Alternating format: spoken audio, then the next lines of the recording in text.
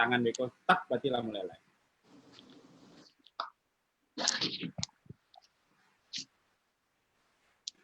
Oke. Assalamualaikum warahmatullahi wabarakatuh. Alhamdulillahirrahmanirrahim. Allahumma sholli ala Muhammad wa ala ali Muhammad. Saudara-saudara dan sanak sadonyo, kali ko kita bersobok lagi di X Project K6. X Project itu adalah sebuah diskusi yang menghadirkan banyak pihak secara online di Sumatera Barat ataupun di rantau untuk mencari insight lah, ide-ide yang mungkin bisa berguna untuk kita. Manga X Project namanya itu Expo sebenarnya kalau di Minang itu silang, silang kayu mako tando api kayu duit. Itu filosofinya Pak. Jadi mudah-mudahan itu bisa dipahami dan mudah-mudahan diskusi kita produktif. Nah, pada hari ini kita akan kedatangan seorang wali nagari yang dari bajunya sudah terlihat ya, yaitu adalah Pak Arief Gumensa SPD. Beliau merupakan wali nagari di Nagari Sipangkur. Ada yang tahu Sipangkur di mana? Itu di Darmasraya ya. Dan kecamatannya Kecamatan Tiumang. Nah, selamat datang Pak Wali Arief. Terima kasih telah berkenan untuk bergabung bersama kami. Ya, sama-sama Bang Faldo. Kita akan perkenalkan ada Pak Sekretaris Nagari, Pak Muhammad Iksan Efriananda. Pakai masker sepertinya habis ngasih bantuan nih. Sama seperti Pak Wali sepertinya. Beliau merupakan Sekretaris Nagari di Nagari Tanjung Baringin Utara. Ada yang tahu itu di mana? Itu di Kabupaten Pasaman, di Kecamatan Lubuk Sikapia. Nah, selanjutnya kita juga kedatangan penanggap yang cerdas-cerdas ini.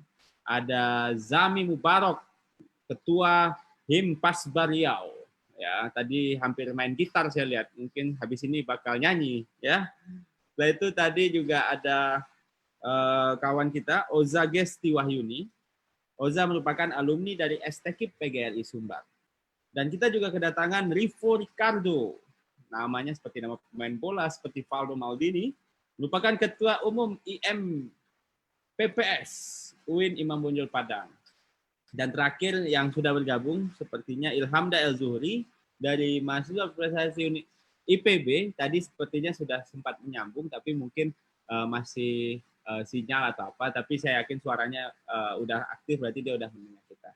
Oke, mungkin itu sebagai awalan kita mungkin perkenankan kepada Pak Wali dulu terlebih dahulu kali ya. Pak Wali silakan 5-10 menit menyampaikan kondisi yang terjadi di Nagari Sipangkur, mungkin kendala, mungkin Darmasraya bagaimana, Sumbar bagaimana, apalagi Darmasraya sebagai batas dari perjalanan ya, batas Sumatera Barat lah. Mungkin itu agak lebih menantang menjadi orang-orang yang tinggal di Darmasraya.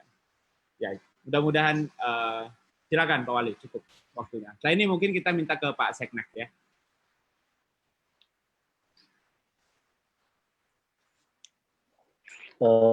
Assalamualaikum warahmatullahi wabarakatuh. Terima kasih kepada Bung Faldo pada hari ini memberikan kesempatan kepada kami dan juga kepada rekan-rekan yang bergabung dalam X Project ke-6 ini, yaitu dengan tema kita menjaga nagari dari Corona. Baik, kami Wali Nagari Sipangkur, Kecamatan Tiumang, Kabupaten Darmasraya, ingin memaparkan sedikit kondisi terkini di Kabupaten Darmasraya. Memang apa yang disampaikan oleh Bung Faldo tadi, kami di Kabupaten Darmasraya, yaitunya perbatasan dari Jambi dan juga Riau, ini mungkin menjadi salah satu titik di mana memang untuk pemutus mata rantai, salah satunya mungkin di Darmasraya untuk diperketat. Dan kemudian kami di Nagari Sipangkur, Kecamatan Tiumang, pada kesempatan ini memang status kami di Darmasraya sekarang sudah merupakan red zone. Karena mengapa? Sudah adanya positif corona dari warga kami di Kabupaten Dharmasraya ada beberapa titik, dan alhamdulillah di nagari saya sendiri yang saya pimpin pada kesempatan ini belum adanya yang positif. Memang kondisi-kondisi terakhir kami ingin menyampaikan, yang pertama adalah bagaimana kita bisa memutus mata rantai, dan kemudian dampak sosial yang kita alami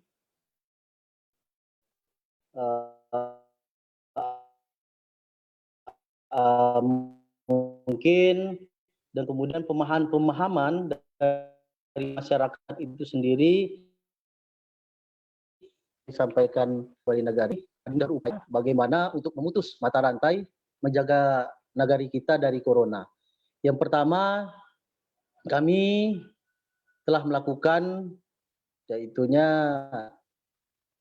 penyemprotan disinfektan beberapa waktu yang lalu, karena memang darurat corona ini kita sudah hampir 3 bulan kita rasakan di seluruh Indonesia ini semenjak pemerintah mencanangkan bahwasanya di Indonesia darurat virus COVID-19 ini.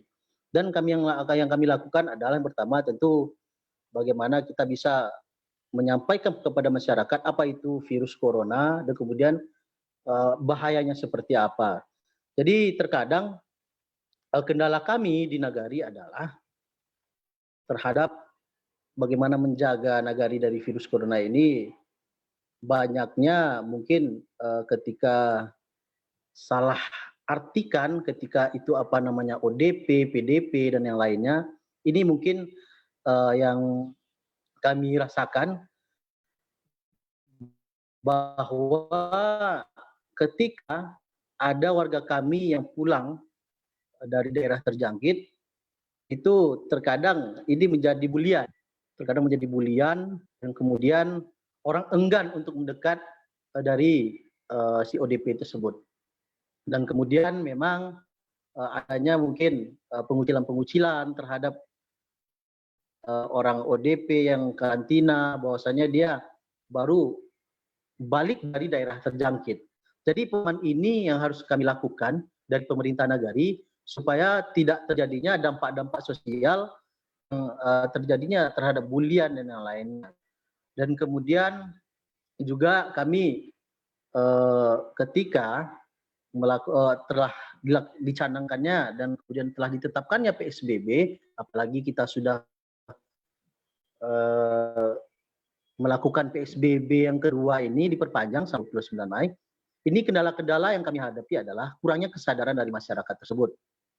Masyarakat sudah kami himbau, masyarakat sudah kami sampaikan, masih saja melakukan aktivitas yang dia tidak menyadari bahwasanya virus ini sangat berbahaya sekali. Dan kemudian masyarakat kami pun sendiri, apalagi mayoritas kami di sini petani sawit, dia melakukan aktivitasnya seperti biasa. Dan juga kami juga menyampaikan selalulah menggunakan masker, dan ternyata terkadang kami di lapangan itu masih melihat juga masih banyak warga kami yang tidak mentaati peraturan itu. Mungkin ketika kemarin ada kejadian Bung Faldo, ini karena ada status PDP, sehingga kami pertama melakukan penguburan jenazah yaitu dengan protap COVID. Jadi terkadang ini tidak diketahui oleh masyarakat. Ini langsung dijudge, wah ini meninggalnya karena corona segala macam. Padahal warga kami ini dia meninggal karena gagal ginjal. Nah, ini mungkin hal-hal seperti ini terkadang menjadi isu, wah di negara Sepangku itu positif meninggal corona. Nah, ini mungkin yang harus kita sampaikan kepada masyarakat bahwasanya apa sih itu corona, dan kemudian ketika sudah positif itu telah dilakukannya swab dan segala macam, ini mungkin yang harus dipahami. Dan kemudian apalagi di negara kami Bung Faldo, itu banyak sekali para perantau-perantau karena memang di negara saya ini itu berbagai suku, ada Minang, ada Jawa, dan kemudian banyaknya masyarakat yang masih mau pulang kampung ke Dharmasraya seperti itu. Dan kemudian dia tetap ngeyel, dan kemudian ketika kami sampaikan untuk isolasi mandiri, di sini terkadang tidak diindahkan. Ini menjadi kendala-kendala kami, dan ketika ada di kecamatan kami, Kecamatan Tiumang ini, yaitunya tetangga nagari saya itu sudah positif corona. Dan setelah itu sudah kami melakukan, malam tadi kami sudah melakukan patroli juga bersama Forkopimca dan yang lainnya. Banyak sekali masih banyak pemuda-pemuda yang masih berkumpul, tidak mentaati PSBB ini. Padahal Gubernur sudah mengeluarkan surat untuk bagaimana kita melaksanakan PSBB ini. Dan juga adanya pro dan kontra, ini kami yang sangat sekali, Bung Faldo, ketika pasar tetap dibuka, kemudian masjid ditutup, ini kendala-kendala kami sehingga adanya pro dan kontra. Ini Pak Wali, gimana ini? Masa masjid ditutup ini segala macamnya? Mungkin itu pemaparan dari saya sedikit, dan kemudian kami alhamdulillah di Nagari Sipangkur ini sudah membentuk relawan, dan kemudian juga di Pemuda ada duta remaja COVID-19, dan ini upaya kami dari pemerintahan Nagari untuk memutus mata rantai. Dan kemudian kepada kepala-kepala jorong ini juga setiap warganya yang pulang, dan ada juga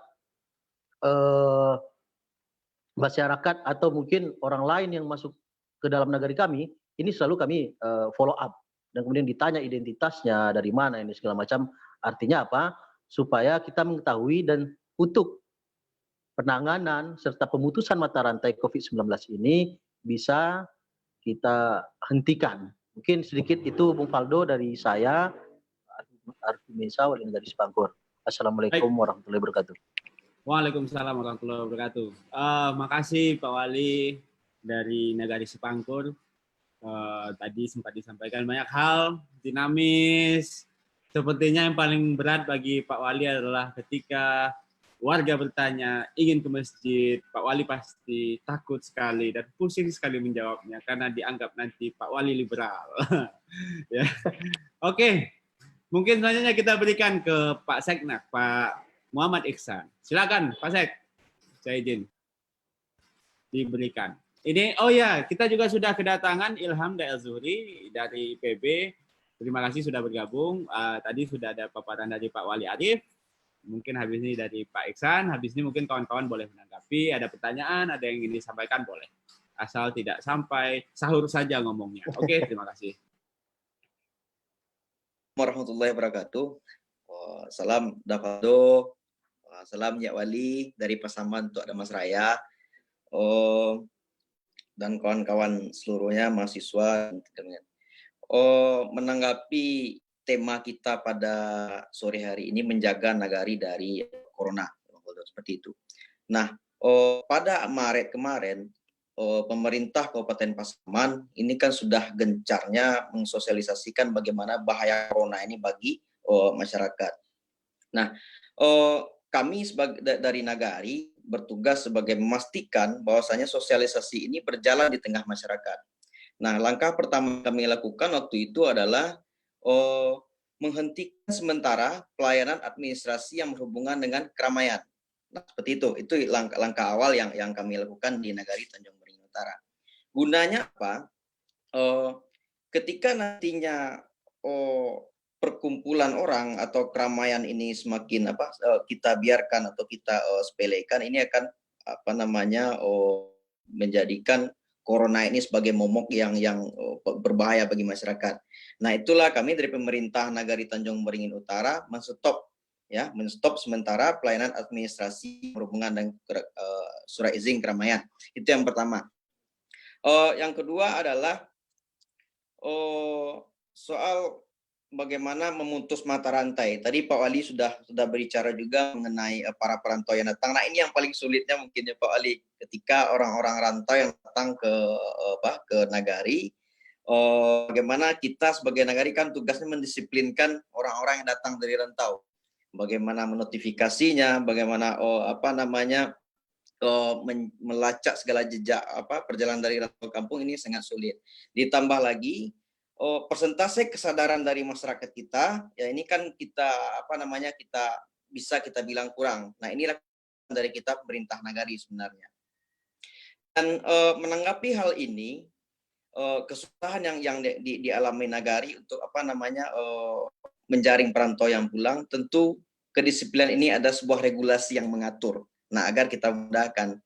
Nah, alhamdulillah ketika orang-orang 2 hari yang lewat, ketika orang-orang ini datang dari rantau ke Nagari Tanjung Beringin Utara, ini wajib menekan surat atau wajib membuat surat pernyataan mau mengisolasi diri selama 14 hari di rumah. Ini yang pertama sekali kita lakukan secara administrasi.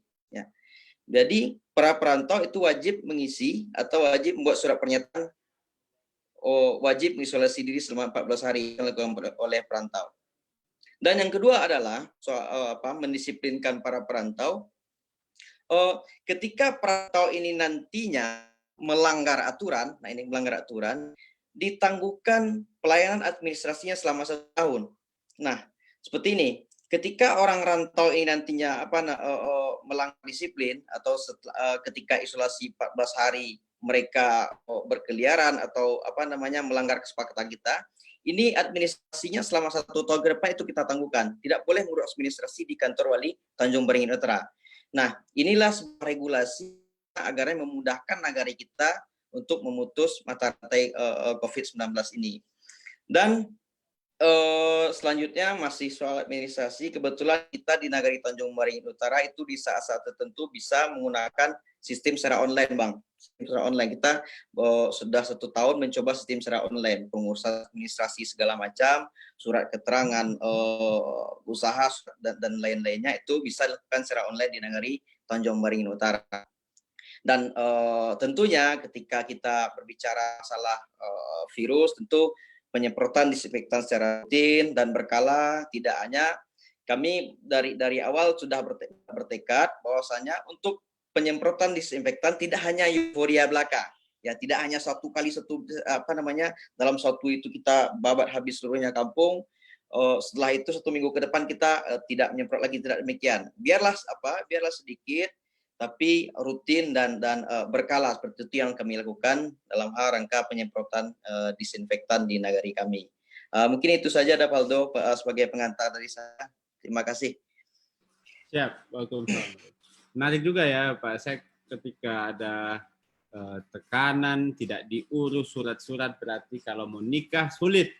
Ya, kalau perantau mau nikah sulit. Ya, 1 tahun menunggu pernikahan, biaya nikah, inflasi, harga sewa gedung naik, harga catering naik, ya. Tapi sekarang kalau saya boleh tahu, Pak Sek atau Pak Wali, mungkin Pak Sek atau siapapun ya, sekarang menikah gimana di kampung? Kalau di Jakarta itu cuma boleh 8 orang. Ya. Di KUA saja. Sama. Ya, kalau di Pasaman sama, Bang Dapaldo, sama. Sama ya? Iya, kita sama juga. Ya, sama juga. Sama Pak Wali ya. Ya, berarti sekarang adalah waktu-waktu untuk para jomblo-jomblo. Jika ingin menikah dengan biaya yang sangat murah, sekaranglah waktunya. Ya. Karena salah satu pertimbangannya adalah biaya pernikahan yang sangat mahal. Oke. Terima kasih sekali lagi untuk Pak Wali dan Pak Sek. Kita mungkin akan berikan kesempatan kepada yang pertama penanggap ya. Saya mungkin ini aja nih. Zami, silakan Zami. Saya penasaran nih. Zami kayaknya pakai green screen nih kawan. Silakan Zam. Udah saya unmute Zam, tinggal ngomong.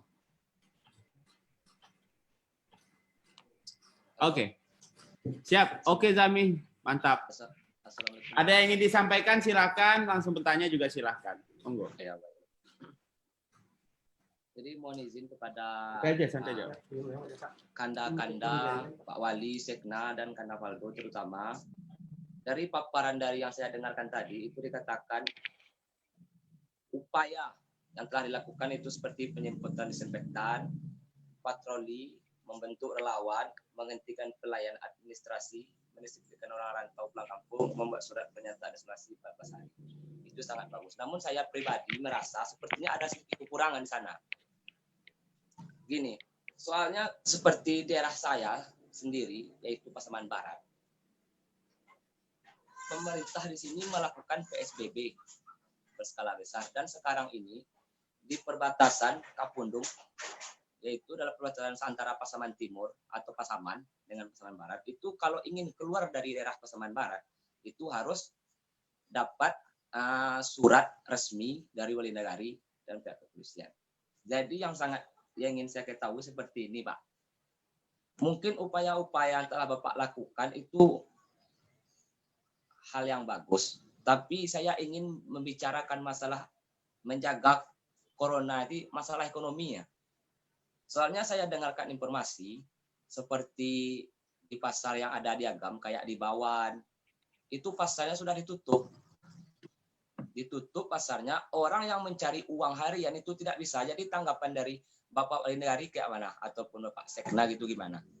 Orang yang cari uang harian. Oke. Soalnya yang menutup pasar kan itu kan kebijakan dari Wali Negari juga. Baik. Baik. Itu dulu kan, Pak. Menarik kami. Jadi memang betul nih Pak Wali. Jadi kita tahu bahwa banyak masyarakat kita yang mungkin pekerjaannya informal, tidak punya gaji bulanan gitu, dan memang orang-orang yang mungkin akan sangat terdampak terhadap pandemi ini kalau mereka tidak keluar rumah gitu. Nah, itu mungkin juga ditemui oleh Pak Wali, oleh Pak Seknak. Nah, kira-kira pasti ini akan selalu berkoordinasi sama Pemkab, berkoordinasi sama Pemprov, dan berkoordinasi sama Bupati terkait. Tapi sebagai orang yang paling di depan, sebenarnya kan Pak Wali sama Pak Seknak ini kan kebijakan dari atas ngomongnya A, orang nanyanya ke Pak Wali. Jadi Pak Wali harus bisa bicara seperti Presiden bicara sebenarnya, kalau saya lihat ya. Nah, jadinya bagaimana Pak? Banyak yang bilang listrik dicicil, ada bantuan BLT, terus juga mungkin yang lebih jauh ditanyakan oleh saudara adik Dinda kita Zami gitu, bahwa ada nggak perhatian khusus mungkin untuk terkait perekonomian di daerah terkait. Mungkin tadi karena Pak Wali yang mulai duluan, atau Pak Wali dulu deh, Pak Wali Arif, silakan. Oke, baik, terima kasih. Tadi Dinda menanyakan memang diberlakukannya PSBB itu dampaknya salah satunya di perekonomian. Jadi saya ingin menyampaikan kami di Kabupaten Dharmasraya memang ya akan membuat kebijakan itu secara global.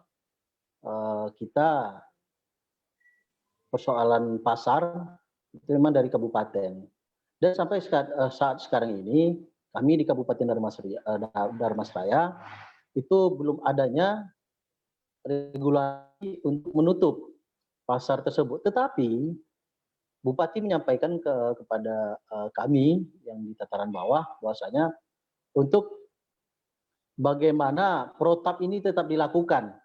Nah, protap ini tetap dilakukan, dan kami beberapa waktu lalu juga membagikan masker dari Koperindak. Bagaimana interaksi ini, apa yang diperlukan oleh masyarakat kami sosialisasikan, apa yang dibeli dengan cara cepat gitu, tidak berlama-lama, dan juga bagaimana pembeli dan juga pedagang itu harus menjaga juga bagaimana yang telah disampaikan oleh pemerintah seperti memakai masker. Dan persoalan ekonomi, kami yang mayoritas di Dharmasraya, mungkin sama halnya di Pasaman Barat itu rata-ratanya kami petani di sini, yaitu petani sawit. Selama pabrik tutup, ekonomi pun masih bisa masih bisa berjalan. Karena apa? Ketika pabrik sawit atau karet tutup, ini baru menjadi persoalan. Alhamdulillah Bapak Bupati sudah menyampaikan kepada pihak-pihak perusahaan untuk tidak menutup pabrik-pabrik tersebut. Karena apa? Ketika pabrik ini sudah ditutup, maka sangat lumpuhlah perekonomian yang ada di Dharmasraya. Dan kemudian juga beberapa waktu lalu Bapak Bupati sudah melaksanakan kita seperti kita lihat bagaimana social distancing, menjaga jarak itu sudah akan diterapkan yaitu di Pasar Pulau Punjung. Ini mungkin menjadi acuan juga bagi negara-negara lain untuk tetap bisa berjuang. Karena apa? Ketika ini menjadi perdebatan bagi kami di negara-negara ketika pasar ditutup dan kita nanti untuk kebutuhan sehari-hari mau seperti apa? Dan kemudian juga para pedagang penghasilannya bagaimana? Ini menjadi menjadi kajian bagi pemerintahan daerah untuk membatasi aktivitas pasar, bukan menghentikan tetapi membatasi aktivitas pasar. Dan tentu kita juga melakukan penyemprotan mungkin sebelum dibukanya pasar atau setelah dibukanya setelah pasar itu selesai, itu kami mengambil untuk penyemprotan terhadap pasar-pasar tersebut sehingga virus corona ini mungkin bisa teratasi atau diputus mata rantainya. Jadi kemudian apa yang disampaikan oleh Bung Faldo ini tadi cukup menarik, persoalan BLT yang lainnya ada nggak perhatian? Ini mungkin sama-sama kita ketahui bahwasanya untuk BLT pada saat ini kami di Damastraya masih dalam proses dan kemudian kami sudah mendata segala macamnya dalam tahapan ini. Mungkin beberapa waktu kami nunggu perintah dulu dari kabupaten bagaimana proses untuk memberikannya. Ini mungkin menjadi pro dan kontra juga di masyarakat. Kami lihat ada beberapa dari terhadap bantuan langsung tunai ini, Bung Faldo ini kalau tidak salah ya, ini menjadi perdebatan sehingga kantor wali negarinya ini diramaikan oleh masyarakat tentang bantuan langsung tunai. Di kampung saya itu Pak, di pesisir selatan. Oh iya. Di demo Rawang. Ya saya juga pernah itu sering juga. Saya juga sering dulu, Bung Faldo, sering ke pesisir selatan juga dulu saya tuh. Ya. Dan kemudian ini kita perlu ada proses, ada regulasi yang harus kami jalani, ya, kami jalani. Karena memang setiap daerah ini berbeda-beda kebijakannya dan prosesnya. Tentu masyarakat ini yang harus kita jelaskan bahwasanya ini sedikit terkadang ada menyampaikan mungkin harus berapa ini segala macam. Ini yang menjadi persoalan bagi kami wali negari sebagai yang terdepan sehingga adanya banyak pihak masyarakat terkadang tidak memahami itu. Jadi sekali lagi untuk perekonomian kami di Dharmasraya tetap melaksanakan mungkin pembatasan sehingga kami belum ada melakukan penutupan terhadap pasar. Karena memang kami pikir di sini kami lihat bahwasanya ketika pasar ditutup, jadi masyarakat ini mau makan kayak apa gitu. Seperti itu kira-kira mungkin Bung Faldo pemaparan dari saya. Terima kasih Nya Wali. Tapi menarik ya Pak Wali, bahwa mungkin selama ini kita melihat ada yang bermasalah ekonomi gitu. Tapi ketika kita bicara tentang sebuah daerah yang berbasis pertanian, perkebunan, sebenarnya mereka sebenarnya masih bisa tetap berdenyut sebenarnya ya. Mungkin yang akan menjadi masalah ketika sektor jasa perdagangannya mungkin akan terbatas. Tapi kalau seandainya pertanian, perkebunan yang menjadi tulang punggung ekonomi sebuah daerah kabupaten, ya seperti Dharmasraya, atau mungkin ini juga terjadi Pasaman. Mungkin setelah ini kita akan minta tanggapan dari Pak Wali, Pak Seknak di Pasaman gitu. Apakah itu juga hal yang sama? Ternyata Dharmasraya memang daerah yang terkenal dengan banyak sawit. Sebenarnya kalau seandainya bupati bisa mengontrol para pengusaha sawit, itu bisa aman gitu ya. Setidaknya ya mungkin pertanian, mungkin perdagangan jasa seperti karakter masyarakat kota akan jadi masalah. Tapi kita coba dengar dulu dari Seknak di Pasaman. Habis itu mungkin Zami juga bisa menanggapi kembali. Oke, silakan Pak Sek. Oke, terima kasih Davaldo. Benar yang dikatakan Pak Wali tadi. setiap daerah soal dampak ekonomi ya, soal dampak ekonomi dan penutupan pasar, setiap daerah itu berbeda regulasinya. Ini yang perlu kita tekankan. Pasaman belum ada sampai sekarang, belum ada penutupan pasar. Untuk Pasaman ya, tetangga Pasaman Barat mungkin siapa tadi. Kita sama dengan Damastraya Pak. Pasaman belum ada penutupan pasar, tapi cuma ketika kita berbicara masalah dampak ekonomi oleh efek virus COVID-19 ini tentu ada, itu pasti. Salah satunya adalah aspek dan ditambah satu lagi perantau yang kehilangan mata pencarian di rantaunya. Nah, ini yang salah satu yang menjadi tugas juga PR juga bagi kami Nagari. Terkait dengan ini kan terkait dengan strategi bagaimana kita menyikapi gejolak ekonomi karena COVID-19. Nah, karena kami pasar tidak tutup tapi dibatasi, ini berapa kali di Pasaman juga dibatasi. Yang pasar itu kan ada beberapa ketentuan. Yang pertama itu pasar nagari, yang kedua itu pasar kabupaten. Nah, kebetulan di nagari kami itu hanya ada pasar kabupaten. Hanya ada pasar kabupaten. Jadi untuk regulasi itu kan pemerintah kabupaten yang mengatur. Dan sampai sekarang pasar itu belum ditutup. Nah, selanjutnya adalah bagaimana menghidupkan ekonomi. Ini sangat menarik sekali. Di daerah kami di Tanjung Beringin Utara, ini kebetulan sekarang bulan puasa, orang sedang giat-giatnya berburu takjil. Nah, di setiap dorongan itu ada sekelompok orang yang berjualan. Ini keuntungannya. Ini menjadi embrio baru ekonomi kita. Jadi orang-orang bertransaksi ekonomi itu orang Nagari Tanjung Beringin Utara tidak lagi dengan nagari lain, tapi di lingkup sekitar. Jadi kita dengan dengan suasana yang kita pikir ini kondusif. Jadi ini juga menguntungkan bagi kita. Jadi ekonomi sedikit berjalan dengan keamanan warga berbelanja itu kita anggap ini tidak membahayakan. Nah, terus yang kedua permasalahan bantuan ya Pak Wadi. Kami juga sekarang sedang sedang menyusun bantuan yang yakni dari dana desa. Insya Allah sebentar lagi akan dibagikan kepada penerima yang berhak. Ditambah lagi 4 hari kemarin baru selesai pendataan BLT dari pusat, dari provinsi dan juga dari kabupaten. Nah, ininya nanti BLT dari berbagai macam pendanaan ini kami distribusikan kepada warga.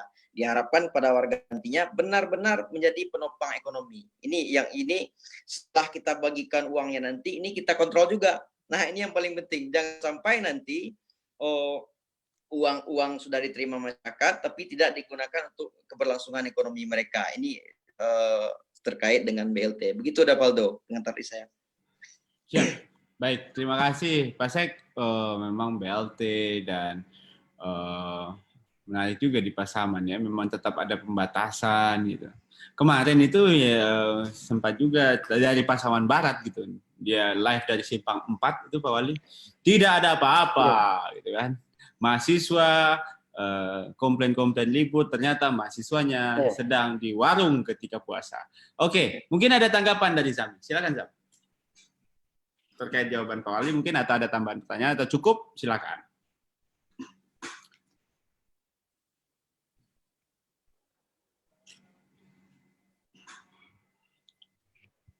Ya, Zami ada? Coba Zam, ngomong Zam. Wah, kayaknya coba dicopot dikit, dicolok lagi. Saya udah jadi ahli sound system nih Pak Wali. Gara-gara Zoom ini berubah gaya hidup kita Pak. Coba silakan. Siap Zami, mantap. Halo. Ya, halo Kosiako. Lah. Ya terima kasih saya ucapkan kepada Bapak-bapak itu atas jawabannya. Namun saya mohon maaf, soalnya saya sendiri di Pasaman Barat ini sangat menyedihkan kalau berbicara masalah ekonomi dampak dari masalah corona ini. Bisa disampaikan Zam? Jadi gini Bang, mungkin saya bisa cerita sedikit panjang di sini Bang ya. Jadi saya kan mahasiswa nih, lagi pulang kampung kan begitu. Jadi kami bikin kegiatan lah di sini. kayak bagi-bagi masker gitu di sini, bagi-bagi sembako. Dan lucunya ketika saya bagi-bagi masker di pasar dan kami memprioritaskan kepada pedagang dan tukang ojek, ada beberapa orang yang di pasar tuh ngomong kayak gini, ini dari dinas sosial kok gini gitu ya. Ini dari dinas kesehatan kok gini, masa iya masker harga segini gitu ya. Masa masker harga segini. Saya terus bilang, Pak, kami mahasiswa nih Pak. Apa yang kami adakan sekarang, kami hanya mendapatkan donatur sedikit. Jadi kayaknya kesannya masyarakat ini marah, kayaknya saya ini dari orang dinas gitu. Berkemungkinan besar nggak ada bantuan kan gitu. Dan juga kemarin saya pergi di kem satu musola, di situ ada juga beberapa kawan-kawan pergerakan di sana. Jadi bapak-bapak, ibu-ibu mendatangi saya ngomong kayak gini. Kemarin saya dengar loh, dinas sosial turun ke sini, apakah bansos turun katanya? Saya nggak tahu Bu, saya masih kuliah Bu, bilang itu kan. Nanti saya informasinya. Seminggu kemudian jumpa lagi dengan orang lain. Nak mau nanya nak katanya, kamu kan orang pergerakan ini katanya. Iya Pak Bu bilang. Ini kok bantuan bansosnya kok hanya orang tertentu yang dapat? Apakah seperti zaman dulu, KKN dulu? Kolusi, korupsi, nepotisme, apakah gitu dulu katanya. Terus saya bingung jawabnya, apakah saya nggak ya, bukan mencurigai dari pemerintah, bukan, apakah seperti itu yang terjadi dari daerah bapak-bapak. Soalnya di sini kayak gitu kritikan yang datang. Siap. Jadi berbagi menjadi bumerang ya. Ya itulah Zam gitu. Di kondisi krisis seperti sekarang saya yakin juga terjadi di beberapa daerah. Di kampung saya juga terjadi gitulah. Memang kita nggak tahu ya. Memang kita itu mengalami kondisi rentan miskin yang sangat banyak sebenarnya. Dan memang ketika ada hantaman, sebenarnya sebelum pandemi ini saya bisa bilang juga mungkin Pak Wali sama Pak Sek juga merasakan di bawah. Kondisi kita juga sedang tidak baik-baik saja. Ya, sebelum ada corona ini kita juga sedang banyak yang carry Zam. Nah, diperparah dengan corona datang akhirnya kita makin carry.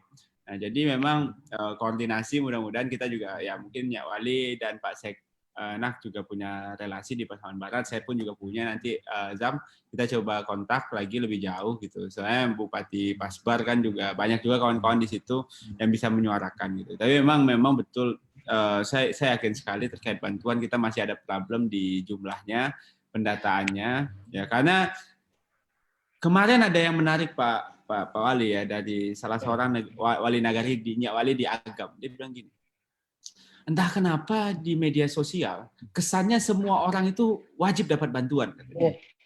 Nah, itu yang mulai membuat beberapa wali nagari diamini oleh beberapa wali nagari. Dan karena Pak Wali itu pegang data orang yang tidak mampu, itu Pak Wali itu pasti pegang gitu loh. Warga prasejahtera itu Pak Wali itu mungkin bukan lagi jumlah umumnya, jumlah ratusan 31.957 orang, mungkin datanya segitu yang Pak Wali tahu gitu angkanya. Tapi memang itu mungkin di media sosial. Nah, di situ kita agak sulit untuk berbagi tuh. Akhirnya ya Zami sebagai orang yang nafkahkan diri untuk berdakwah, berbagi, ya kan? Ternyata tiba-tiba dituduh malah tidak berbagi. Itu konsekuensi Zami ya. Sabar saja. Oke Zami, terima kasih masukannya. Mungkin Ketua, kita mungkin lanjut ke ini siapa dulu nih? Oza dulu atau Oza dulu lah. Silakan Za.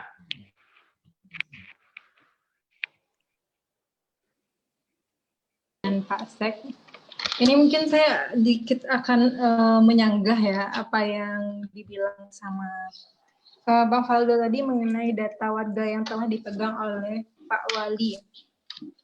Nah, kalau dan saya juga banyak pengaduan dari mungkin bisa dibilang dari warga orang tua saya, kebetulan juga wali nagari atau lurah di tempat saya ini. Bagaimana itu dengan BLT atau dana-dana yang itu kurang merata gitu? Bisa Bapak jelaskan gitu, bagaimana tanggapan Bapak seandainya ada warga, karena di tempat saya sendiri sudah ada warga yang itu seharusnya tidak mendapatkan bantuan dan malah pekerjaannya ada gitu, tetapi swasta, namun mungkin di KK itu karena dia tidak tergolong dengan PNS atau dan lainnya gitu. Mereka mendapatkan bantuan gitu. Sementara boleh dibilang nih tanda kutipnya di rumahnya ada mobil, ada poluan, bidan, mungkin tidak bidannya tidak PNS, namun poluannya PNS gitu. Nah, bagaimana itu tanggapan Bapak itu? Seandainya ada warga yang seperti itu, namun tidak diketahui dengan kakak, gitu. Oke, sebenarnya gitu Pak Wali dan Pak Iksan, Pak Sek ya. Jadi emang perubahan data mungkin.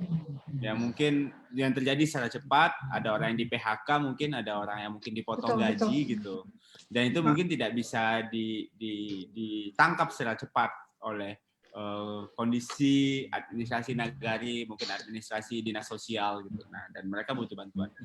Mungkin ini yang sedang mengemuka Pak Wali. Suka nggak suka, bisa jadi kita bilang ini bukan tanggung jawabnya nagari gitu atau dinsos gitu. Ya dia sebenarnya sudah kerja, punya cicilan mobil, cicilan motor, masa minta gitu. Ya tapi dia di PHK Pak. Yang kayak gini ini ada karakteristiknya nggak Pak?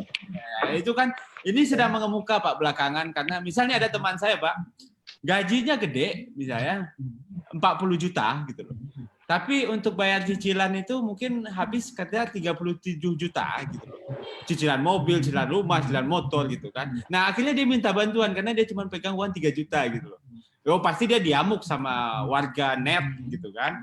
Tapi mungkin itu yang skala besar. Tapi yang skala kecil mungkin Pak, yang mungkin itu terjadi. Mungkin ini juga yang sedang Pak Wali hadapi atau Pak Sek hadapi. Mungkin bisa disampaikan insight-nya kepada kami, mungkin yang mendengar juga bisa tahu, oh ternyata begini, ada prosedur A, B, C, D mungkin. Oke, mungkin Pak Wali dulu, mungkin silakan, atau baik. Pak Sek dulu, Pak Wali dulu ya, silakan Pak. Baik. Terima kasih Bang Faldo. Apa yang tadi oleh Osti, ini alumni Stekip nih, sama kita nih Oza. Jadi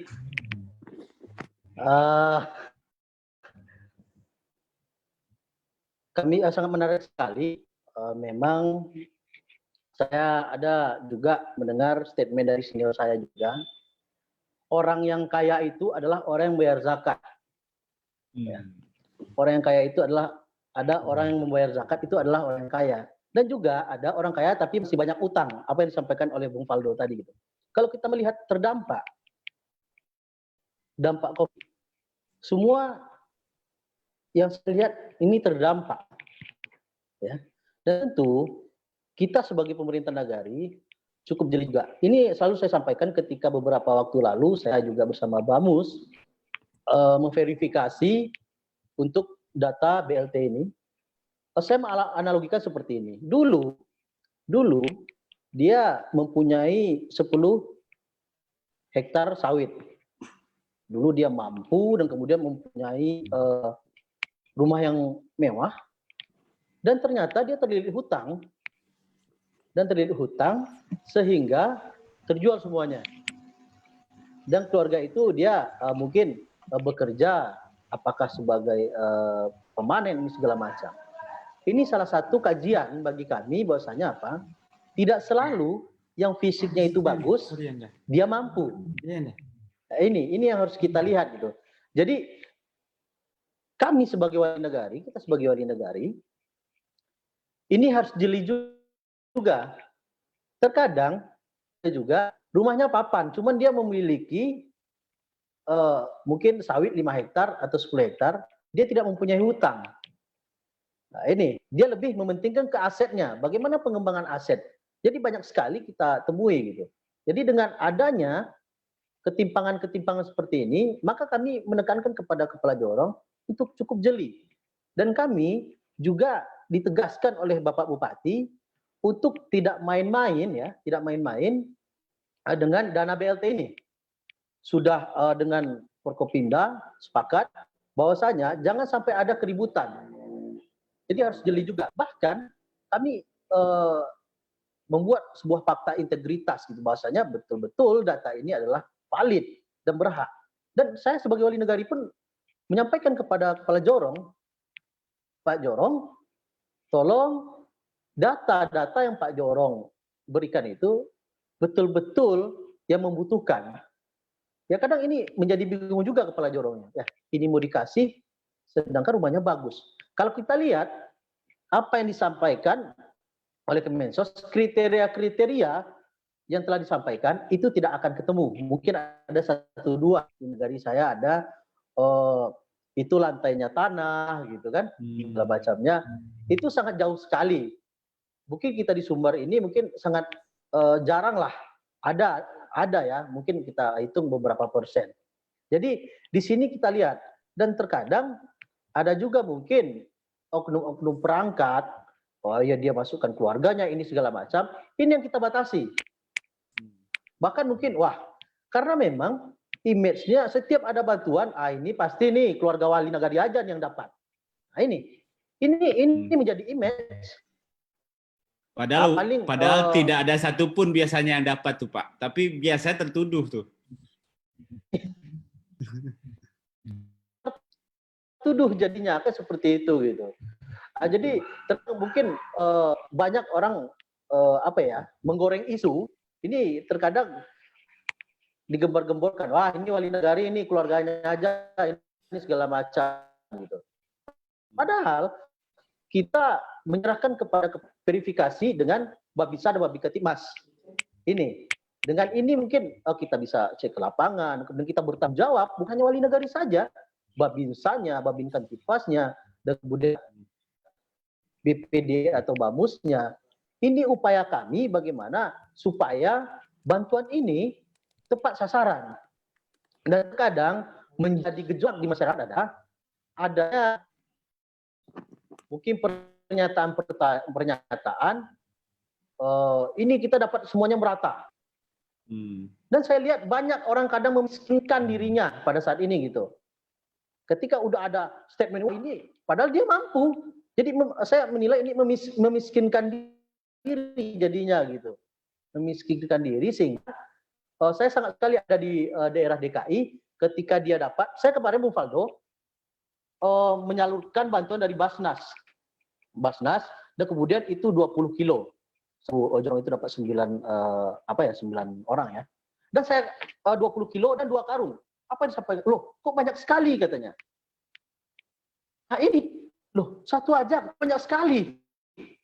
Kan orang-orang seperti ini yang harusnya sangat sulit kita temukan pada saat ini. Yeah. Bahkan dia mendapat bantuan aja mungkin dia sudah sangat senang sekali.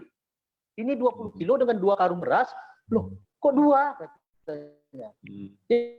Jadi kami mengharapkan kepada masyarakat sehingga jangan sampai kita memiskinkan diri kita gitu. Memang apa yang sampaikan tadi mungkin ada yang kena PHK ini segala macam. Ini jadi pertimbangan. Ini jadi pertimbangan kami sebagai Wali Nagari dan perangkat nagari yang ada sehingga tepat sasaran. Memang kalau terdampak semuanya terdampak. Kecuali beliau tidak bisa makan, ya. Ada kemarin Bung Faldo ketika seorang pedagang dia ODP dan kemudian inisiatif dari kami itu bukan aksi sosial dengan mungkin kita mencari sumbangsih tanpa mungkin solidaritas ini perlu juga untuk mendorong bagaimana solidaritas kita bersama jangan selalu dibebankan ke pemerintah.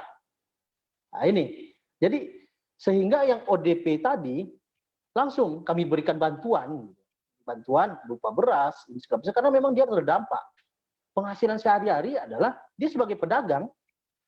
Nah, jadi di sini mungkin Dinda Oza perlu kita cermati dan kemudian bagaimana kita juga bisa membangkitkan solidaritas kita sebagai mungkin para aktivis, ya, para pemuda dan yang lainnya, sehingga kita bisa bersama-sama saling bahu-membahu untuk bisa membantu masyarakat kita yang terdampak. Jadi kami juga menyampaikan kepada Kepala Jorong, bagaimana juga para pengusaha-pengusaha ini juga bisa berkontribusi kepada lingkungan sekitar. Ada juga menggalang-galang dana ini segala macam, bahkan ketika itu dari pemuda kami, dia bahkan yang berinisiatif untuk menyemprot ke rumah-rumahnya. Ada salah satu di Kejorongan. Jadi ini mungkin yang harus kita tanamkan kepada kita bersama, karena memang kita mempunyai keterbatasan, kita mempunyai kuota, kita mempunyai regulasi, sehingga apa? Statement dan kemudian mindset yang telah tertanamkan di media sosial ini dan dikonsumsi oleh masyarakat untuk merata itu, ini perlu kita kaji lagi. Dari mana uangnya? Seperti itu. Sedangkan dari dana desa itu jelas, dari 800 ke atas itu 30% dari anggaran dana desa untuk BLT. Bahkan kami sekarang memangkas, kemudian menghentikan segala kegiatan-kegiatan pembangunan untuk kita berikan kepada masyarakat bantuan langsung tunai ini. Mungkin itu sedikit yang kita bisa paparkan, Bung Faldo, kepada Oza. Mungkin itu. Siap, baik. Ya. Mungkin ada tambahan dari Pak Iksan, Pak Sek? Kalau bantuan adalah memberi bantuan itu tidak bisa dirasa-rasakan. Nah, ini yang paling penting. Saya rasa saya rasa dia mampu, saya rasa dia tidak mampu, saya rasa dia miskin, tidak bisa. Jadi hal yang pertama kita lakukan Nagari adalah di bagian Kesra dan Jorong di sini, benar-benar ada sebuah kajian kepada orang-orang yang menerima bantuan. Nah, kita kan ada saat sekarang ini ada 4 pos dana pusat, dana provinsi, dana kabupaten, dan dana Nagari. Nah, dana pusat, dana provinsi ini kan judulnya yang terdampak karena corona, seperti itu, terdampak corona. Nah, berdasarkan kajian kami dari Kesra dan Jorong, ini siapapun saja nantinya, ketika dia punya usaha, terhenti usaha karena COVID dan berdampak sangat serius pada ekonomi, nah ini kita bantu. Meskipun kelihatannya bagi orang-orang dia cukup mampu. Nah, kita harus berbicara real soal corona. Kita tidak bisa merasa-rasakan, oh saya rasa dia tidak mampu, saya rasa ini mampu, tidak bisa. Kita harus berdasarkan kajian benar atau tidak terdampak pada ekonomi beliau. Dan yang saya katakan tadi adalah bagaimana perantau kita. Nah, ini juga masalah serius. Ketika perantau kita yang tidak KTP Pasaman pun itu kita kasih. Ada kita kata. Soalnya kenapa? Ini kan soal kemanusiaan sebenarnya. Ketika di rantau usaha tidak jalan, mau pulang kampung susah untuk menjalankan roda ekonomi. Nah, ini kita juga bantu. Nah, kecuali BLT dana desa. Nah, untuk BLT dana desa emang banyak kriteria. Ada itu 14 kriteria, lantai tanah, papan, tidak punya WC dan segala macam. Nah, ini dia makanya saya bilang dari awal adalah memberi bantuan itu harus ada kajian, bukan dirasa-rasakan. Seperti itu, Davaldo. Saya kembalikan. Oke, tidak dirasa-rasakan, tapi ada kajian. Menarik. Jadi tidak boleh baper dalam mengelola Nagari. Mungkin ada tanggapan, Nioza? Baik, terima kasih tanggapannya dari Bapak dari Nagari dan Bapak Sek. Itu saya menarik juga dengan kajian yang dibicarakan oleh Bapak Sekretaris tadi. Itu kajian yang Bapak bicarakan itu saya mohon diperjelas juga. Saya kasih contoh lagi, Pak, mohon maaf. Seandainya ada kepala keluarga yang sudah pensiun dan mempunyai 4 orang anak, lalu 2 orang anak sedang kuliah dan 2 orang anak yang sudah kerja. Namun kedua ini yang sudah kerja ini mengalami bukan dikatakan PHK, tapi untuk sementara diberhentikan begitu. Namun dia tidak mendapatkan bantuan itu. Kalau menurut Bapak bagaimana itu tanggapannya? Dan bagaimana kajian yang Bapak? Mungkin langsung ke Pak Iksan aja kali ya. Iya. Karena ya. Contoh kasus nih, Pak Sek. Ya. Kajian yang saya maksud tadi adalah kita kan Jorong itu tahu bagaimana kondisi masyarakatnya. Nah, contoh kasus tadi bagaimana dia seorang pensiun, ya. Anaknya 2 bekerja dan 2 kuliah. Nah, di warga itu kan ketika ada mahasiswa itu ada surat penghasilan. Nah, kita juga berikan kami berapa penghasilan beliau, berapa penghasilan anaknya kerja, anak itu berapa orang. Nah, setelah kita kalkulasikan, seandainya itu tidak mencukupi dan usahanya tidak jalan, ini kita kasih. Nah, seperti itu. Dan kalau contoh kasus yang di awal tadi, anaknya ada Polwan, ada bidan, dan di dalam itu ada 3 ASN, namun tidak berjalan ekonomi. Nah, ini saya kalau kami pikir sudah teliti, ini tidak dapat beban. Beda dengan kasus yang pensiunan tadi, seperti itu Davaldo sebagai contohnya. Saya kembalikan. Siap. Berarti tetap di-assess ya, tetap dicek sehingga tidak bisa menimbulkan potensi masalah ke depannya. Sampai Pak Wali nanti tertuduh ABCD juga gara-gara salah kasih gitu kan. Itu yang juga dihindari pastinya. Oke, selanjutnya kita berikan Ilhamda El-Zuhri. Ini kebetulan posisinya di sekolahnya di rantau, Pak. Nah, saya nggak tahu apakah lagi di kampung, apakah berhasil kabur ke Sumbar dari Bogor, dari Dramaga, atau terkunci di bawah kaki Gunung Salak nih. Silakan. Ya, ini panggilannya apa nih?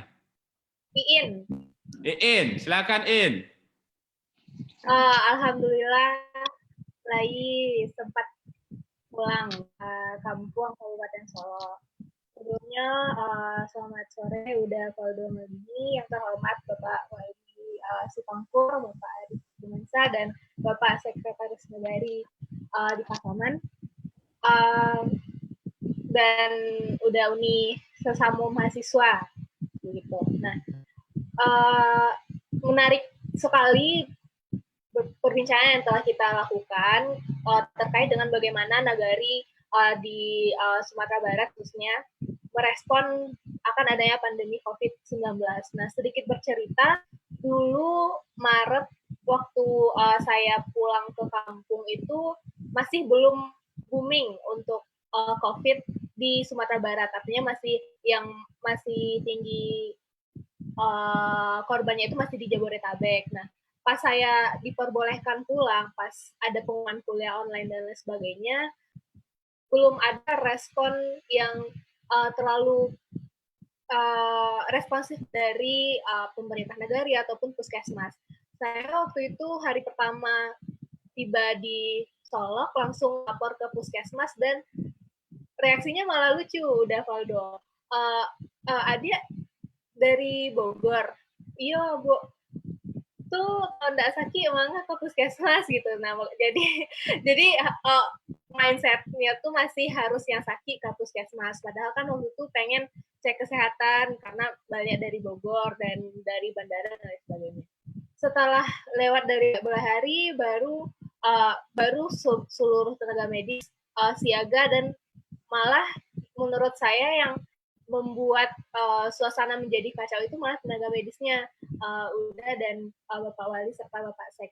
Nah, bahwasanya pas saya datang itu semuanya langsung panik gitu.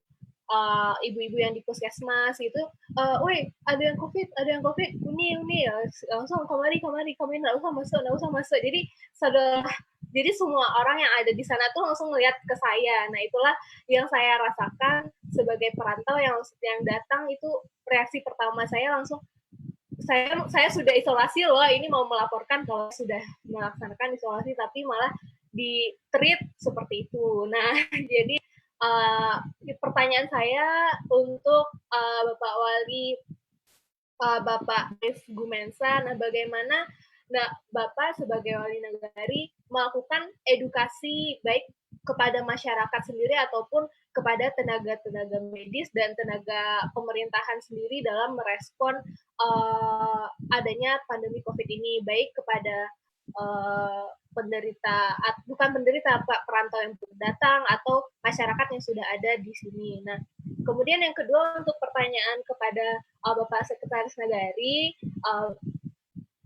bagaimana menarik Pak untuk sistemnya yang melarang orang yang harusnya isolasi mandiri tapi mereka keluar terus diberikan sanksi untuk tidak boleh melakukan administrasi selama 1 tahun. Nah, itu sangat menarik sekali. Saya rasa sangat inovatif ya bagi pemerintah untuk mengantisipasi adanya penyebarannya lebih lanjut. Namun pertanyaan saya di sini adalah dari segi mekanismenya, Pak. Bagaimana Bapak dan Bapak Ibu yang lainnya dalam sistem pengawasan? Bagaimana kita mendeteksi orang, oh dia padahal ODP loh, dan bagaimana kita mendeteksi mereka bahwa mereka sudah keluar gitu, atau mereka melakukan pelanggaran, sedangkan kita keluar itu memakai masker kan Pak, jadi tidak tahu juga kayak gitu. Nah, mungkin sekian pertanyaan saya, udah Valdo. Mohon direspon. Siap, terima kasih. Makasih Iim dari Bogor yang pulang kampung ke Solo dan sempat bikin hits puskesmas karena dianggap punya COVID. Ya, begitulah suasana In bayangkan ada ribuan orang setiap hari yang pulang ke kampung dan bisa jadi mendapat respon yang sama. Ya. Dan setahu saya itu angkanya 4.000 orang lah per hari itu untuk ke Sumatera Barat itu. Sebelum dibatasi, itu pun setelah dibatasi ya. Sebelum dibatasi itu untuk pesawat Lion Air aja bisa 8 kali bolak-balik Jakarta Padang setahu saya. Itu baru Lion Air, belum Garuda, belum Citylink, belum Sriwijaya. Sebut merek iklan nggak apa-apa, mudah-mudahan jadi sponsor. Saya mungkin akan memberikan kesempatan kepada Pak Arif ya, Pak Wali. Tadi ada pertanyaan Iin terkait memang stigma dari warga ya. Mungkin Pak Wali juga ketemu mungkin di pasar juga, atau mungkin kawan lama gitu pulang dari Jakarta, niatnya pulang untuk mau Idul Fitri, pulang duluan, ternyata dibilang wah ini agen corona ini Pak. Silakan Pak Wali. Iin ya, Iin. Ya, Iin dari Solo, Pak. Dari Solo ya. Ya, kuliah di Bogor, IPB. IPB. Baik, menanggapi, ini bahkan terjadi pada istri saya sendiri, Bung Valdo. Ya, ini terjadi pada istri saya sendiri. Ketika itu, pas awal wali kota Bogor itu terinfeksi, pas hari itu Ibu Wali Kabupaten Damastraya itu melakukan kunjungan kerja ke Bogor. Dan bahkan setelah pulang itu baru heboh-hebohnya tentang virus corona ini. Ini dirasakan oleh istri saya sendiri, apa yang dirasakan oleh saudari Iin tadi gitu. Jadi ya cukup apa juga ya gitu, secara psikologi dan kemudian bagaimana di lingkungan ini cukup menjadi apa ya, suatu momok. Virus ini menjadi suatu momok sehingga tidak paham apa itu ODP, apa itu PDP, ya, apa itu rapid test, apa itu swab gitu. Jadi inilah yang terjadi di masyarakat itu sendiri. Bahkan ketika ada warga saya yang pulang dari Bali itu wah sangat heboh sekali. Ada juga statement lebih baik kita mengubur 1 orang daripada sekampung yang kena. Ya, ini real. Sehingga apa? Ini saya langsung turun tangan ketika itu saya memberikan penjelasan apa itu ODP, ya, apa itu PDP, dan apa itu virus corona. Memang tidak selalu orang yang pulang dari daerah terjangkit itu positif corona, tetapi keadaan yang kita alami ya di lingkungan kita ini adanya. Ketika apa yang disampaikan Iin tadi, ini sudah menjadi hits apa yang disampaikan oleh Bung Valdo tadi.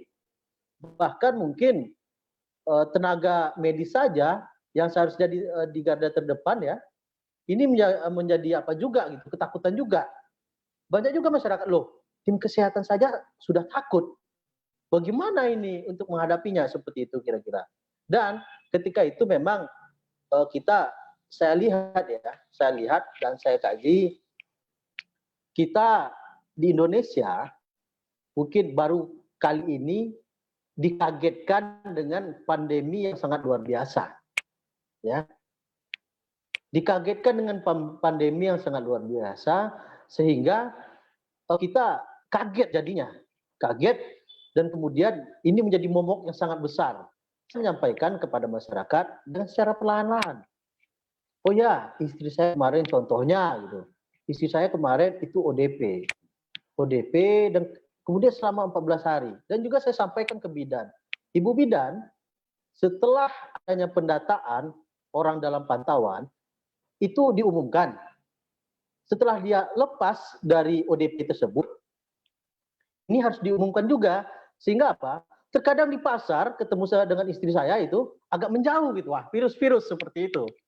Nah, jadi ini menjadi momok sekali gitu. Ini yang kita hadapi di masyarakat kita yang mungkin pemahamannya tentang virus corona ini kurang gitu. Apa yang harus kita lakukan? Itu sosialisasi kepada masyarakat sekitar. Dan kemudian ada juga yang menarik, Bung Faldo kemarin yang positif corona itu bahkan dia sudah sebulan ya, sudah sebulan beraktivitas malah terjangkit. Ini jadi kadang kebingungan, 14 hari dia sudah lewat ODP-nya dan ternyata sudah sebulan dia flu dan kemudian setelah dilakukan tes, rapid test, swab dan ternyata hasilnya positif. Nah, ini terkadang juga membingungkan juga dengan apa yang telah diterapkan seperti ODP, PDP, terkadang di lapangan ini menjadi apa ya? Menjadi tidak pas jadinya, sehingga ada juga menyampaikan ketika sudah 14 hari itu sudah bebas dari virus ketika dia memang terjangkit atau segala macamnya. Bahkan di Dharmasraya itu sendiri orang yang positif corona itu orang tanpa gejala. Nah, ini orang tanpa gejala.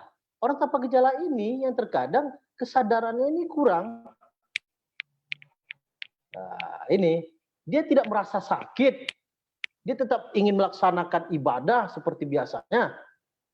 Bahkan mungkin dia pengen berjamaah ini segala macam tanpa tahu, dan kemudian tidak sadarnya yang akan dia zolimi itu adalah masyarakat banyak. Nah, jadi mungkin di situ Iin kita menyikapinya bagaimana ketika itu saya melibatkan dengan kepala puskesmas untuk menenangkan lingkungan sekitar. Saya melibatkan Bapak Camat, Babinsa, Babinkan Tipmas, kemudian juga kepala puskesmas beserta bidan untuk memberikan pemahaman di keliling di sekitaran mungkin orang ODP tersebut. Yang parah lagi itu tadi yang pulang dari Bali. Wah, ini sangat menggegerkan sekali ketika itu gitu. Jangan pulang, jangan pulang. Dia memposting di bandara. Wah, ini di Bali. Dan ternyata ada juga yang meninggal, dia aktivitasnya sebagai ojol di Bali tersebut. Ini menjadi setelah kami berikan pemahaman ke masyarakat, dia melaksanakan ODP ya, dan kemudian karantina isolasi mandiri, dan kita lihat perkembangannya. Setelah itu dia bisa beraktivitas seperti biasanya. Mungkin itu sedikit Iin, apa yang dirasakan juga dirasakan juga oleh istri saya seperti itu. Baik, terima kasih Pak Wali. Mungkin Pak Sek tadi pertanyaan kedua. Setelah ini mungkin kita akan ke Rivo. Siap-siap juga kawan-kawan yang lain untuk tanggapan. Mungkin Pak Sek tadi pertanyaan dari Iin terkait prosedural yang mekanismenya kalau saya ada ya menarik Pak, idenya tadi menghukum warga setahun tidak diurus administrasi itu menarik sekali Pak. Silakan Pak Sek. Yang pertama adalah saya ingin mengatakan ketika wabah COVID ini semakin merajalela, yang penting dilaksanakan adalah merapikan organisasi. Nah, melibat betul yang dikatakan Pak Wali tadi, bagaimana mengajak pemuda, Ibu PKK, Babinsa, Babinkan Tipmas, dan seluruh elemen di negara ini kita libatkan semua dengan merapikan organisasi dengan intinya apa? Partisipasi. Nah, itu yang pertama. Dan salah satu bagaimana cara menjaga cara kita mengetahui orang-orang yang mengisolasikan diri ini disiplin adalah tentu ada beberapa kriteria sebenarnya. Ada sebuah kasus di negari kami waktu pertama-tama menerapkan bagaimana kami akan mengisolasi diri, kata beliau. Sementara kami tidak punya pekerjaan di kampung, bagaimana kami mau makan. Nah, kita Nagari Tanjung Beringin Utara menjamin setiap orang mengisolasi diri yang membutuhkan kebutuhan pokok, kami jamin seperti itu Dabaldo. Kami jamin. Selanjutnya adalah ketika orang datang dari rantau ini, notifikasi atau data tersebut kita sebar di kedai-kedai, di WhatsApp group, di website Nagari, ini kita sebar. Gunanya apa? ketika kita memberitahu masyarakat bahwasanya seseorang ini pulang dari rantau, nah masyarakat sendiri yang mengontrol beliau. Kalau kita dari Nagari hanya dari Nagari mengontrol itu tidak akan efektif. Makanya saya bilang dari awal adalah bagaimana meng-share ke publik siapa saja yang pulang, kita data dari mana beliau, tanggal berapa dia pulang, tanggal berapa dia harus melapor ke puskesmas, itu kita share ke publik. Nah, seperti itu adalah cara kami mengontrolnya. Sekian. Baik, intinya sih partisipasi publik ternyata ini. Jadi ini bukan hanya sekedar prosedural, dan ini menarik ya. Jika seandainya memang menjadi Walai Nagari memang tidak mudah, Seknak tidak mudah, tapi memang jika partisipasi publik bisa dilibatkan, ini akan jadi lebih baik. Oke, sekarang yang terakhir nih, ke sahabat saya nih, Ricardo Salampesi. Oh nggak ada, Rivo Ricardo ya. Rivo Ricardo, Ketua IMPPS dari UIN Imam Bonjol. Silakan, Do, bertanya tanpa latar belakang karena ini bukan sidang skripsi ya. Silakan langsung bertanya ya. Siap. Oke, Assalamualaikum warahmatullahi wabarakatuh. Assalamualaikum. Pertama, semoga kita semua dalam lindungan Allah Subhanahu wa taala sehingga selalu sehat. Amin ya rabbal alamin. Amin. Yang terhormat Pak Wali, Pak Sekretaris, Bang Faldo dan rekan-rekan semuanya. Baik, di sini sedikit menanggapi tema dialog kita pada sore hari ini, yaitu tentang menjaga Nagari dari corona. Mungkin di sini yang sangat diperlukan yaitu peran aktif dari pihak Nagari dalam mensosialisasikan bagaimana penanganan dan bahaya COVID-19 ini. Sebab di beberapa Nagari saya lihat di pesisir selatan di kampung saya, mungkin sama dengan Bang Faldo, sama-sama di pesisir selatan, ada di beberapa Nagari yaitu masyarakatnya hanya tahu dengan COVID-19 ini dari cerita masyarakat ke masyarakat saja, atau yang disebut dengan bahasa awaknya otalapause gitu. Jadi masyarakat kok takut tapi nak tahu cara menghindari gitu. Sehingga itu sangat berdampak kepada perekonomian masyarakat karena masyarakat takut dengan corona sehingga takut pulang kampung gitu. Jadi mungkin di sini sangat berdampak kepada perekonomian masyarakat, terkhusus di Nagari saya di pesisir selatan sangat-sangat memperhatikan sistem perekonomiannya. Sehingga sampai pada saat itu saya dan rekan-rekan membagikan sedikit sembako dan masker kepada masyarakat sekitar, sehingga keluar kata-kata masyarakat yaitu kalau sampai lama seperti ini sistem perekonomian, mungkin kebanyakan masyarakat yang mati karena kelaparan daripada mati karena COVID-19 gitu. Mungkin itu keluar kata-kata dari masyarakat. Nah, di sini untuk itu masyarakat sekitar mungkin sangat-sangat mengharapkan gitu, mengharapkan peran dan bantuan dari pihak pemerintahan setempat untuk segera menyalurkan dana-dana yang menjadikan bantuan untuk masyarakat yang terdampak COVID-19 ini. Dan satu lagi masalah perantau, mungkin di sini sangat-sangat diperlukan peran aktif dari pemerintahan Nagari untuk membuat aturan untuk rekan-rekan kita yang dari rantau ke kampung gitu. Karena kita percaya COVID-19 ini tidak akan menyebar di kampung kalau tidak ada yang membawa. Jadi di sini sangatlah diperlukan peran dari pemerintah Nagari untuk membuat seperti sebuah aturan lah gitu. Nah, jadi di situ. Dan satu lagi masalah BLT, mungkin kami mewakili dari masyarakat agar pihak Nagari itu pemerintahan setempat menyalurkan BLT ini dengan tepat sasaran. Dan satu lagi, pihak Nagari harus transparan dalam penyebaran BLT ini. Dengan bahasa kerennya, jangan sampai ada dusta di antara kita.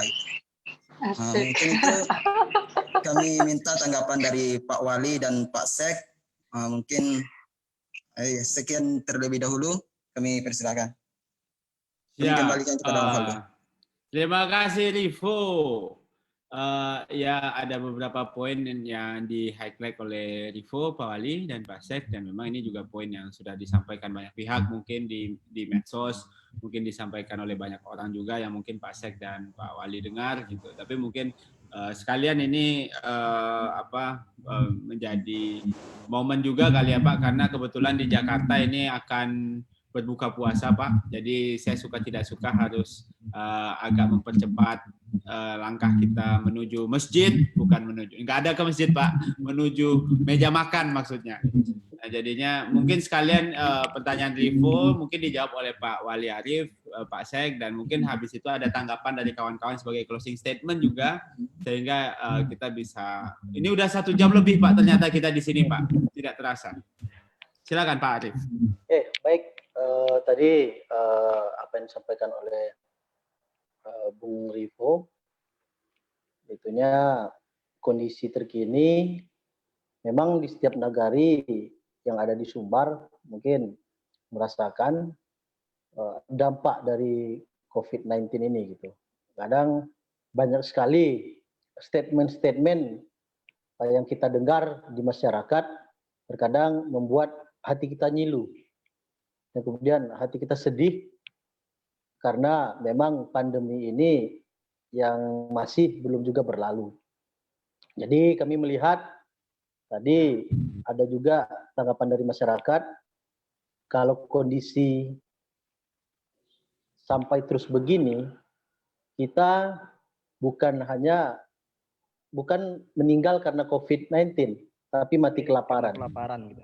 Ya, tapi alhamdulillah sampai saat ini belum adanya yang saya dengar di masa pandemi ini yang meninggal karena kelaparan. Gitu. Kita berharap, marilah kita saling bahu-membahu, bagaimana kita bisa saling mendorong ekonomi tetap berjalan, dan kemudian pemutusan mata rantai COVID-19 ini bisa kita putus dengan peran-peran kita masing-masing, dengan stakeholder kita masing-masing.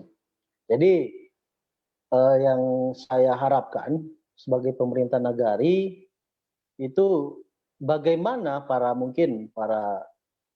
gerakan-gerakan, para mahasiswa, para pelajar, dan juga apa yang saya sampaikan tadi, marilah kita menggalang solidaritas kebersamaan. Ini yang terpenting. Sehingga kita juga menyampaikan kepada masyarakat bahwasanya janganlah sampai terjadi kita mati kelaparan seperti itu kira-kira. Saya yakin pemerintah pusat dan sampai daerah tidak akan membiarkan hal-hal seperti itu. Karena apa?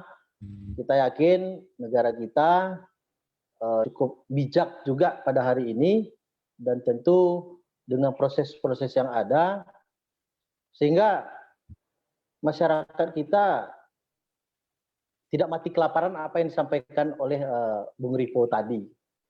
Jadi alhamdulillah saya sampaikan khususnya seperti di Dharmasraya, ketika pabrik sawit dan karet itu masih beroperasi, masih bisa mungkin beraktivitas dan kemudian saling menguatkan dan bagaimana ekonomi ini berjalan dengan lancar, tetapi tidak seperti biasanya. Tidak seperti biasanya. Saya selalu terkadang ke pedagang selalu menanyakan, bagaimana Pak omset hari ini? Sangat sekali. Ini yang saya lakukan. Gitu. Ketika kita mendengarkan keluhan-keluhan para pedagang, ini membuat hati kita menjadi sedih. Membuat hati kita menjadi sedih. Dan tentu dengan segala upaya yang ada, bagaimana pandemi ini kita berdoa pandemi ini cepat berlalu. Sehingga tidak adanya jeritan-jeritan rakyat, jeritan-jeritan para pedagang, dan juga yang lainnya, yang selalu terdengar oleh kita, menjadikan kita terpuruk dan terpuruk. Dan dengan adanya solidaritas tadi, dan juga saya menghimbau juga stop untuk membuli, mengkucilkan orang yang ODP, PDP, bahkan orang yang sudah positif corona, jangan sampai kita kucilkan. Apalagi kami sebagai mungkin garda terdepan di Nagari, ketika ada masyarakat kami yang positif corona, bukan untuk dijauhi, ya, bukan untuk dijauhi. Kemarin warga kami meninggal status PDP, padahal beliau tidak ada karena PDP di M Jamil, beliau gagal ginjal. Ini yang kita support. Bagaimana tidak ada penolakan terhadap mayat tersebut di masyarakat. Ini yang kita sampaikan ke masyarakat. Alhamdulillah hasil swabnya negatif, murni beliau gagal ginjal. Ini yang harus kita kawal. Mungkin bukan hanya wali negarinya saja, Bapak Camat dan yang lainnya pemuda. Mari sama-sama kita menyampaikan kepada masyarakat bahwasanya ini bukan aib. Virus ini bukan aib. Ini yang perlu kita sampaikan, sehingga tidak adanya saling bully membuli, kemudian saling kucil mengkucilkan. Dan juga persoalan BLT cukup menarik apa yang disampaikan Bu tadi, jangan ada dusta di antara kita, gitu ya. Ya, jangan ada dusta di antara kita. Ya. Maksudnya di sini jangan ada dusta di antara kita.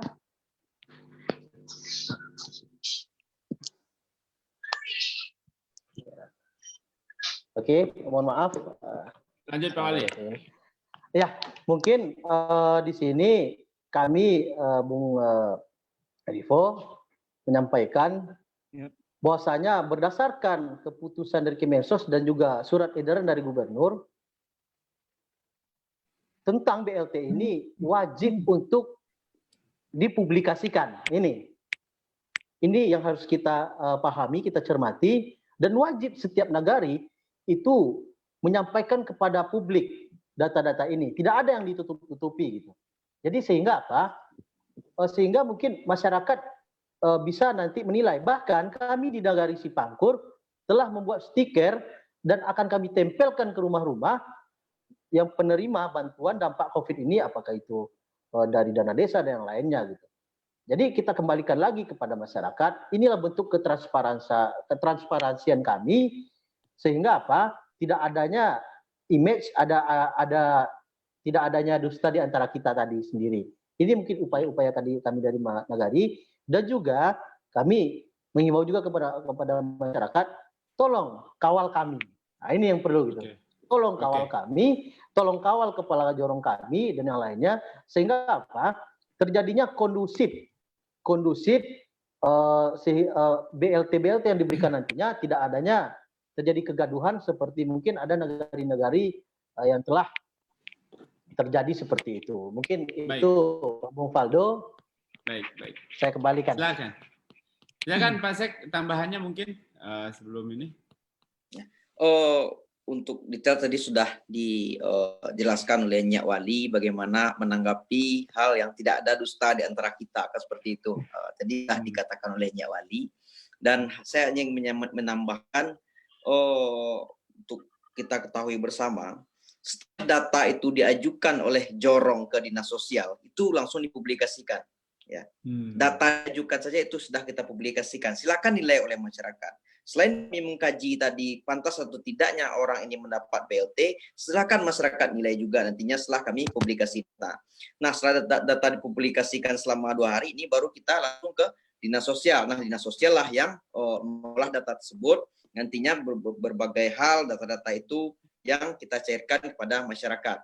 Nah, seperti itu. Dan menanggapi hal masih yang tidak ada dusta di antara kita tadi, benar katanya Wali tadi, partisipasi sebenarnya. Kawal kami, nah ini yang paling penting. Kawal kami, kawal jorong kami, kawal kasih kesejahteraan kami, dan kawal seluruh pemerintah Nagari. Ketika struktur masyarakat ini sama-sama bergerak, sama-sama mengkaji pantas atau tidaknya BLT ini, kita akan kondusif sebagaimana yang diharapkan oleh kita semua. Seperti itu, Valdo. Baik, terima kasih Pak Sek. Terima kasih sebelumnya untuk seluruh Dunsana dan kawan-kawan yang telah berkenan hadir. Mungkin terakhir saya minta satu kata saja dari teman-teman mahasiswa yang menjadi penanggap sebagai pesan yang bisa disampaikan untuk audiens karena dalam beberapa menit lagi waktu akan habis dan saya minta ke satu orang saja. Kalau si Rivo tadi bilang jangan ada dusta di antara kita. Jangan satu kata, satu kalimat kali ya. Satu kalimat yang menjadi pesan untuk anak muda di Sumatera Barat, untuk masyarakat yang di Sumatera Barat yang bisa jadi pesan positif yang bisa disampaikan. Mungkin bisa diawali dari Iin kali, Iin. Ada yang mau disampaikan mungkin Iin?